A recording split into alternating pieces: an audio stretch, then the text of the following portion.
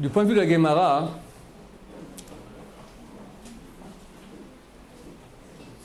la mitzvah de Tisha B'Av se passe bien sûr Tisha B'Av. Il y a une mitzvah qui est avant, Suda Mafseket. Suda Mafseket, il est écrit dans la Gemara, dans Ta'anit, qu'il faut ne pas manger de viande ni de vin à cette Seouda. À part cela, aucune restriction. Ni pas se raser, ni pas se laver, ni pas faire shachayim pendant 3 semaines. Rien de tout cela. Nous voyons que durant les générations, les grands d'Israël ont ajouté à cette loi de la Gemara encore et encore et encore et encore. On arrive aujourd'hui à 3 semaines, on a 3 semaines avant, après des Rosh Chodesh, après la semaine de Tisha B'Av. Beaucoup de lois qui n'ont aucune source dans la Gemara elle-même. Pourquoi? Si les grands d'Israël décident de rajouter des interdits, ça signifie qu'ils ont vu qu'il y a ici un problème. Une fête qui se suffit à elle-même, alors elle se suffit, pas besoin de rajouter. Pessah. Alors, il y a 2000 ans, dans la Gemara, ils ont rajouté 1 heure plus tôt, déjà, on ne peut plus profiter du Hametz.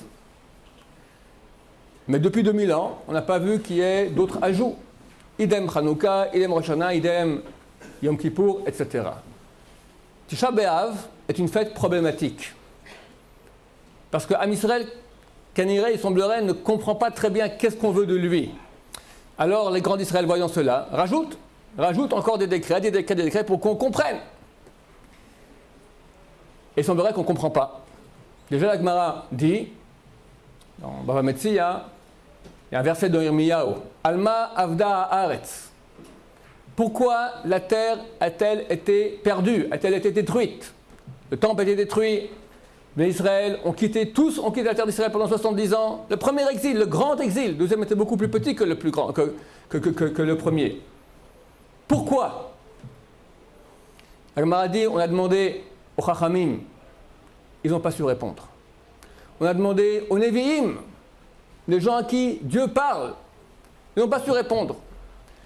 C'est que Akadosh Baruch Hu est venu lui-même et a dit Al-Ozvam et Torati, parce qu'ils ont quitté ma Torah. Je ne comprends pas.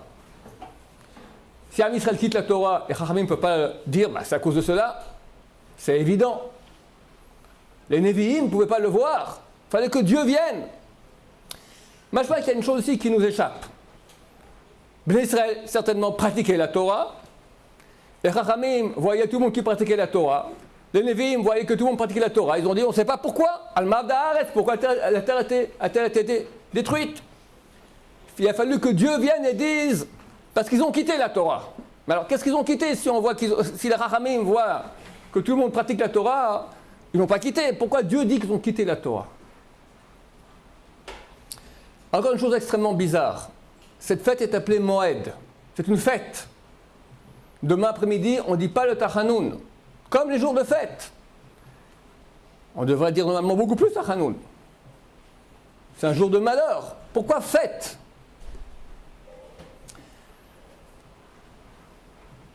Kaniré, que Dieu nous demande quelque chose de supplémentaire. Qu'on n'a pas réussi à comprendre. Et il a fallu que les Chachamim, durant les générations, rajoutent encore des décrets. Il a fallu que Dieu lui-même vienne nous dire. Si je fais une action maintenant, je pratique la Torah. Je fais tout comme il faut, tout. Je prends Shulchan Aruch de A à Z. Tzadik. Qu'est-ce qui manque? Vous savez que très souvent, Chazal compare la relation qu'il y a entre nous et Dieu comme celle qu'il y a entre un homme et une femme. On voit que Shir HaShirim, Rabbi Akiva a dit que si tous les livres sont saints, alors Shir HaShirim c'est le saint des saints. Qu'est-ce que Shir HaShirim? Une histoire d'amour entre un homme et une femme, passionnés. Chazal on dit c'est un exemple, une allégorie de la relation qu'il y a entre Dieu et Am Israël. Le Rambam de Chotchouva il dit que l'amour qu'ont les amoureux de Dieu, il est plus que celui qu'il y a entre un homme et une femme. Donc il y a une très grande comparaison entre cela. Un mari peut pratiquer, entre guillemets, tout ce qu'un bon mari doit faire pour sa femme. Il fait les emplettes, il sort de temps en temps au restaurant, il n'oublie pas l'anniversaire, les beaux-parents, il fait tout nickel. Shulchan Aruch, 100%. Mais l'essentiel manque. La relation, l'amour intense. C'est un problème dans les couples des fois, qu'on vit techniquement depuis quelque temps ensemble et puis tout va bien, mais c'est mort. C'est aussi un problème avec Hachem. Quelqu'un peut pratiquer la Torah. Béné Israël pratiquait la Torah. Ces Chachamim n'ont pas su répondre, ni les Nevi'im, ni les prophètes. Il fallait que Dieu vienne et dise. Ça veut dire qu'ils pratiquaient, mais il manquait l'essentiel. Dieu veut une relation passionnée. Quel est l'article de foi numéro 1 du peuple d'Israël? Shema Israël, Hachem Elokeinu Hachem Echad. Écoute Israël, l'Éternel est notre Dieu, l'Éternel est un. Ok, so what? Et alors? On croit en Dieu, on sait qu'il est un. Alors Dieu te dit tout de suite après, Va'avta et Hachem Elokecha. Tu vas aimer ton Dieu de tout ton cœur, toute ton âme, tout ton pouvoir. Aimer tout son cœur. Rabbi Akiva a dit, si tous les livres sont saints, Shir Hashem, c'est le Kodesh HaKodashim, le Saint des Saints. C'est quoi le Saint des Saints? L'endroit le plus saint qu'il y a sur terre. Le Kohen Gadol rentrait un jour par année, Yom Kippour. Et là-bas, qu'est-ce qu'il y avait? Chazal dit qu'il y avait les chérubins en relation d'intimité. Une histoire d'amour. Et si on en galoute, mesdames, messieurs, il est écrit que chaque génération, le temple n'a pas été reconstruit, c'est comme s'il a été détruit. C'est-à-dire que nous avons sous les yeux aujourd'hui le temple détruit. Ça veut dire qu'on pratique la Torah, mais il manque quelque chose. L'amour. Une chose profonde. Le Kodesh HaKodashim. L'essentiel de tout. Quelqu'un peut prier. Mais où est-il dans la prière? Quelqu'un fait une bracha. Baruch Ata Hashem. Est-ce que tu penses que Ata, je parle maintenant de Nochach, devant moi, il est devant moi. Tu penses à lui, tu penses à son nom. Tu fais ton Shabbat. C'est toi qui es dans l'assiette, ou tu montes l'assiette, tu sanctifies le Shabbat, etc. Toute la Torah, on pourrait passer en revue.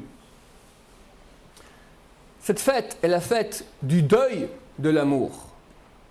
À quel point nous sommes amoureux, à quel point on a oublié qu'on est amoureux. Et c'est encore plus profond que cela. Chazal disent que lorsque les Goïms ont détruit le temple, ils sont rentrés dans le Saint des Saints.